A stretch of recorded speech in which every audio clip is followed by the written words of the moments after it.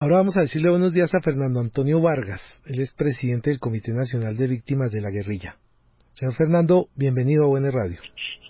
Muchas gracias, buenos días, un saludo especial y muchas gracias por esta invitación. Mire, tiene usted aquí estos micrófonos para que nos explique cómo es el Comité Nacional de Víctimas de la Guerrilla, desde hace cuánto tiempo está constituido, qué tipo de organización es, cuántas personas forman parte, cuáles son sus principales requerimientos y objetivos.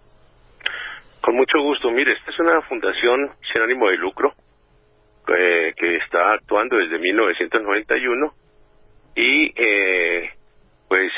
el objetivo principal es trabajar por los derechos fundamentales, los derechos humanos de las víctimas de la guerrilla, fundamentalmente en cuanto a la responsabilidad estatal en la aplicación de justicia y en la reparación de los daños causados por los grupos guerrilleros contra los colombianos en estos 60 años de este conflicto armado. En eso nos hemos venido desempeñando a nivel nacional e internacional y hemos hecho varias publicaciones y hemos participado en algunos foros internacionales y nacionales. Esa es nuestra labor, hablar y reclamar por las víctimas de la guerrilla en Colombia. Sí, señor. ¿Cómo ven ustedes esta situación de las 16 curules para las víctimas? Bastante interesante, lo vimos cuando se tocó eso en los diálogos del proceso de paz, pues vimos con alguna buena voluntad, pues la intención de darle una representación a las víctimas de la guerrilla, en cuanto a que a ver, tenemos que hablar de varios pasos en el reconocimiento de víctimas en Colombia. Las víctimas de la guerrilla hasta ahora, recientemente, han tenido un tipo de reconocimiento, porque pues digamos que anteriormente el proceso de justicia y paz reconoció y le dio preponderancia y le dio memoria histórica y le dio en la Comisión Nacional de Reparación al trabajo sobre crímenes de paramilitares y lo que se llaman crímenes de Estado, con lo cual pues se promovió y se posicionó las víctimas del paramilitarismo, las víctimas de Estado, pasando a las víctimas de la guerrilla, de las FARC, del ELN, a un segundo o tercer nivel en cuanto a los derechos a la memoria, derecho a la verdad, derecho a la reparación en Colombia. Hasta ahora, cuando en el proceso de paz con las FARC entendemos que se habla de unas curules de víctimas, entendíamos que se hablaba sobre curules de víctimas de las FARC, porque si se estaba haciendo la paz con las FARC y a las FARC se le otorgaron unas curules en el Congreso, en el Senado, pues lo menos que se podía pensar era en que se dieran las curules para que las víctimas de las FARC tuvieran una representación, una vocería en el Congreso de la República. Desde ese punto de vista, pues nos pareció muy interesante, pero ahora vemos que no se trataba de eso, sino que la idea era otra, y en eso sí no estamos de acuerdo. ¿Por qué razón ustedes están en desacuerdo con esa situación? No, el asunto fundamental es que se abrió de nuevo, o sea, se abrió de 16 curules a víctimas, pero no se determinó que eran para víctimas de las FARC. Se hace un proceso de paz con las FARC, pero no se determina ningún tipo de beneficio para las víctimas de las FARC en el proceso de paz, que es lo que nos parece un poco molesto y discriminatorio en el proceso de paz, de manera que cuando se habló de las curules de víctimas pensamos que estábamos hablando de las 16 curules para víctimas de las FARC en diferentes sitios del país, o a nivel departamental o a nivel nacional. ¿Faltó esa precisión tal vez en el acuerdo?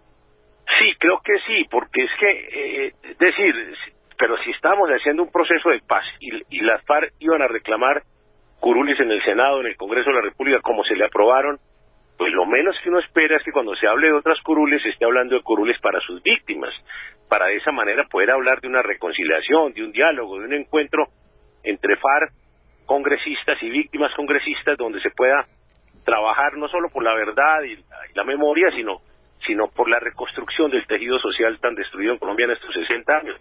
Pensamos que era por ahí que se estaba hablando, y de verdad que aún nos resistimos a creer de que se está manipulando políticamente estas curules. Pero mire que hemos hablado hoy aquí con dos personas, con el profesor Alejo Vargas y con José Antequera, y ellos dicen que teniendo en cuenta los resultados electorales que tuvo el partido FARC, pues es muy difícil que de las mismas FARC vayan a salir esas 16 curules. No, es que salgan de la misma FARC. Las FARC por eso se le dieron la cuota que tienen en este momento en el Congreso. Sí, lo que ocurre es que posteriormente a los acuerdos, cuando tratan de reglamentar de implementar ese acuerdo, es cuando elaboran unas circunscripciones entre el gobierno y las FARC, que es donde circunscriben, y perdóneme la redundancia, el derecho a participar en ciertas regiones que son de absoluta presencia guerrillera en este momento y de una alta peligrosidad para poder participar abiertamente una víctima de las FARC en un debate electoral en una región de estas. Mire, hay un señor que se llama Carlos Alonso Lucio, ¿usted lo conoce? Personalmente no, pero sé quién es. Sí sabe quién es. Bueno, él ha sido delantero, portero, defensa, medio campo, ha sido asesor del director técnico, bueno, ha estado en todas las posiciones posibles, ¿no? Y dice que en las actuales circunstancias no serán llenadas las curules por las poblaciones victimizadas históricamente, sino por las disidencias y las mafias que mandan en esos territorios. ¿Usted qué opina de lo que dice el señor? Claro, Luz? es que es lo mismo, es que él lo que estaba diciendo, o sea, las circunscripciones que pactó el gobierno Santos con las FARC, son unas circunscripciones que hoy están altamente contaminadas de grupos organizados, de grupos violentos, de narcotráfico, de terrorismo, de asesinato de líderes. Allí no se puede hacer campaña política libremente. De manera que mire, por ejemplo, ¿qué he propuesto yo? ¿Qué hemos propuesto nosotros del Comité de Víctimas?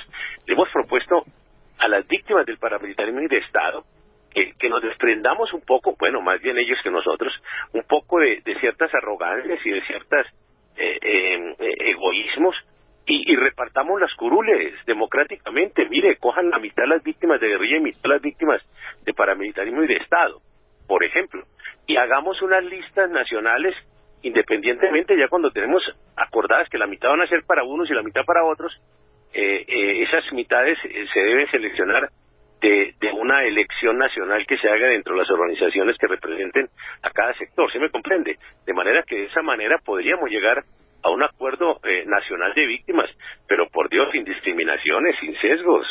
Sí, porque también se dice que no hay ninguna presentación cuando se dice que las curules entregadas a las FARC se van a convertir en 26 y no las 10 que ya tienen. Sí, eso no es bueno. O sea, si estamos hablando de reconciliación y si ese es el objetivo de todo este esfuerzo que se está haciendo y que están haciendo desde hace 6 años, pues de verdad es hora de que se tome seriedad sobre esto y vuelvo y le digo y que no se siga desequilibrando tanto la atención para unos en detrimento de otros. ¿A usted no le parece muy grave que esa paz que ilusionábamos, veíamos que nos llegaba desde La Habana, como que no ha llegado a algunas regiones del país? Y que no ha llegado es al país, pienso yo, discúlpeme con toda sinceridad que le diga, es que la verdad la información que tenemos nosotros es que jamás llegó. O sea, mire, yo le hice un derecho de petición al presidente Santos antes de que saliera para que tuviera la gentileza de informarnos por derecho de petición cuáles fueron las zonas que las FARC entregaron durante el proceso de paz, que tanto hablan los medios de comunicación de que fueron luego asaltadas por otros grupos armados. Mire, le cuento, y yo le tengo los documentos para mostrárselos cuando gusten. Ese derecho de petición se lo pasaron de una a otra oficina del gobierno nacional, por fuerzas militares, por oficina del alto comisionado, y nadie dio respuesta a esa pregunta, de manera que todo fue una entelequia. En realidad aquí no hubo territorios entregados. Sí. ¿Usted cuál cree que sea la posición de Archila? No sé, la verdad no lo conozco y pues pienso que debe tener, debe estar cobijado de unas buenas intenciones para que el proceso se equilibre, para que la paz bañe de beneficios no solo a los victimarios sino también a sus víctimas, de manera que es necesario que sea el señor Archila, o sea cualquier otro funcionario público encargado de la función de estabilización y de normalización en Colombia, que se tome en serio el tema y que las FARC también se pongan serios en esto y que la izquierda se ponga serio en esto y que hablemos de frente a la cara, mirándonos a los ojos todas las víctimas y que hagamos las cosas de verdad con espíritu de paz, si se quiere, pero con sinceridad, sobre todo frente al pueblo colombiano. Sí. ¿Usted quiénes creen que pueden aspirar a esas 16 curules? ¿Qué tipo de personas? ¿Con qué perfil? No, a mí me parece bien, mire, me parece, y le digo la verdad, discúlpeme, yo creo que el Congreso tiene que llegar gente capacitada para dar los debates, para representar, para poder adelantar las propuestas necesarias. En las organizaciones de víctimas de paramilitarismo y de Estado, hay ONGs bastante representativas de ellos, que muchos de ellos pues ya están en la política, ya han pasado el Congreso de la República también, pues bajo toldas partidistas de izquierda.